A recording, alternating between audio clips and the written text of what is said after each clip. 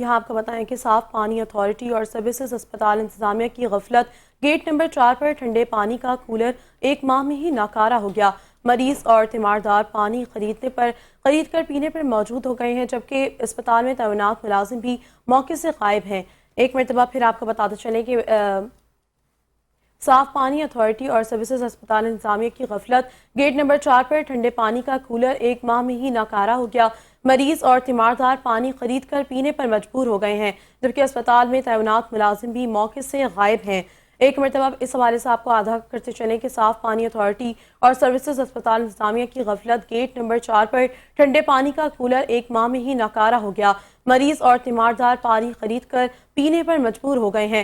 اسپتال میں تعینات ملازم بھی موقع سے غائب ہیں۔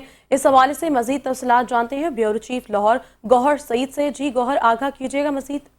جی بالکل، لاہور کے سروسز اسپتال کے گیٹ نمبر 4 پر وزیر اعلیٰ پنجاب مریم نواز شریف کی ہدایت پر صاف پانی اتھارٹی کی جانب سے نصب کیا گیا کولڈ واٹر فلٹریشن پلانٹ مبینہ طور پر کچھ ہی عرصہ میں ناکارہ ہو گیا ہے، اور واٹر فلٹریشن پلانٹ کے قریب گندگی بھی اس ویڈیو میں دیکھی جا سکتی ہے۔ جیسے کہ اس وقت لاہور میں شدید گرمی اور ہبس کا موسم ہے، تو دوسری طرف لاہور کے مشہور اور معروف اسپتال میں ٹھنڈے پانی کا کوئی انتظام نہیں، جس کے باعث شدید گرمی میں مریضوں اور ان کے تیمارداروں کو شدید مشکلات کا سامنا ہے۔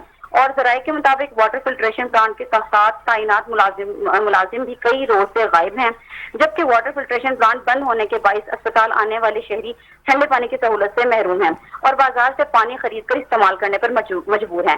شہریوں کا اس حوالے سے کہنا ہے کہ عوامی سہولت کے لیے نصب کیا گیا واٹر کولر اگر فعال ہی نہیں رہے تو اس منصوبے کا مقصد فوت ہو جاتا ہے۔ ان کا مطالبہ ہے کہ متعلقہ حکام فوری طور پر واٹر کولر کو فعال کریں اور تعیناتی عملے کی حاضری یقینی بنائیں، اور اسپتال میں آنے والے مریضوں اور تیمارداروں کو صاف اور ٹھنڈے پانی کی مسلسل فراہمی کو یقینی بنایا جائے۔